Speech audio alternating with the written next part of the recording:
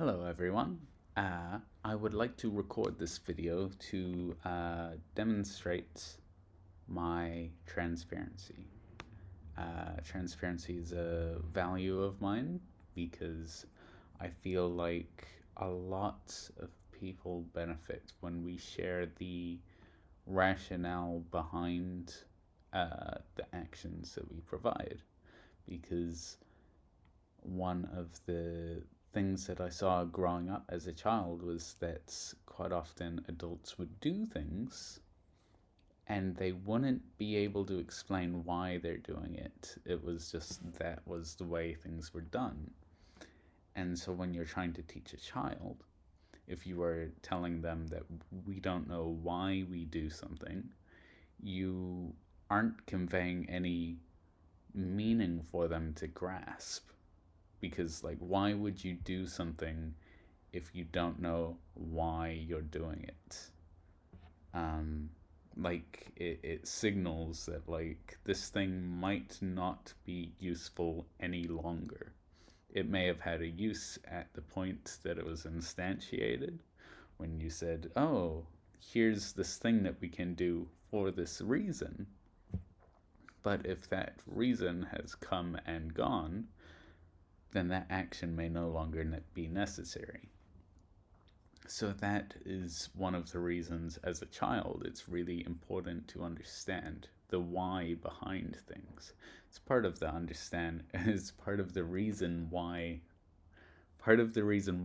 children ask why so often is because the world that we live in doesn't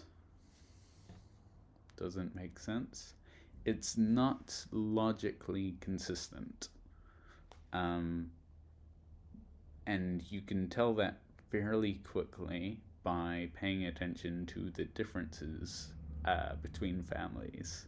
When you go over to a friend's house, they implement things in a completely different way.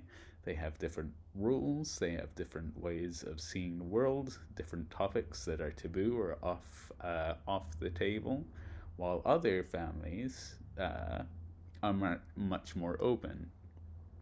And so it brings the question as a child of, well, if everything is negotiable, if reality itself, the one we choose to live in, is this amalgamation of beliefs and thoughts and concepts and feelings, then why don't we wrap those all up in a bow and design a feature that allows for everyone to have their own unique expressions and diverse ways of living their lives?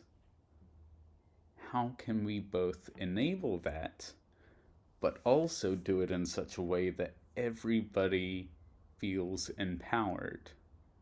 Because I feel like that's a very common thread where collectively we feel disempowered, which doesn't make sense logically, because collectively we hold all of the power. it's yeah, it's a paradox of sorts, but like only in the sense that we do not feel the true amount of power that we hold ourselves and as a collective. Because, especially in New Zealand, where I reside, you may not individually have power to change something, but you know someone who can change it. Like, it's simple, but it's not necessarily easy. And the only reason it hasn't really been easy is those barriers within communication. It can be really easy to feel like something is wrong and go immediately to, we need to change this. Like, what are you doing? Why are you not changing this thing? before taking that step back to question why it is that way in the first place. Because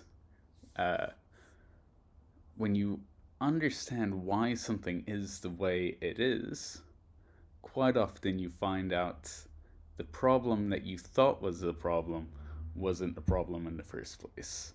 It was your approach to it that meant that you were interacting with it in an ineffective way.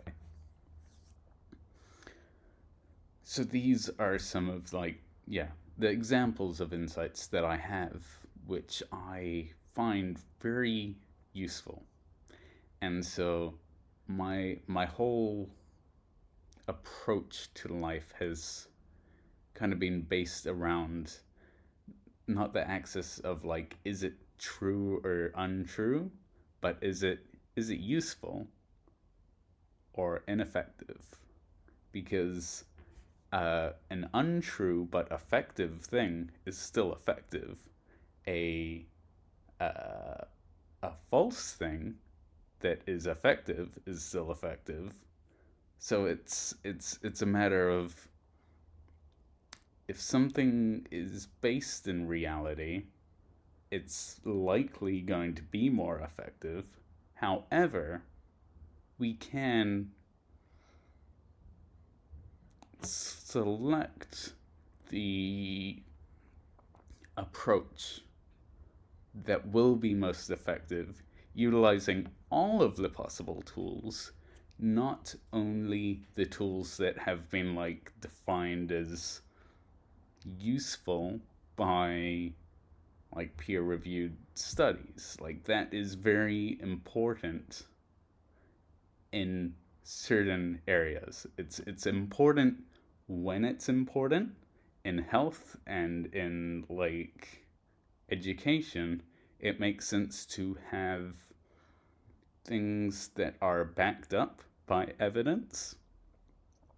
However, there is that subjective thing of, we see it all the time, of teachers come up with their very effective ways of teaching through intuition and understanding the children, but it's not in a framework, it's not taught, it's not peer reviewed, but it's felt and it's known and it's effective.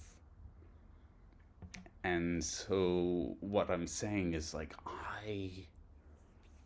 I love the possibilities that are open to us when we get to embrace more of the spectrum of possible and impossible. So that is where I'm coming from. If you like this content, you are invited to subscribe, to stay around, to enjoy the other content that I have. And if you do not enjoy this content, I would like to know why. I would like to know why. No, I don't think I do. If you don't enjoy the content, it isn't for you. And that's okay. Yeah. So yeah, thank you for coming, and we'll talk again soon.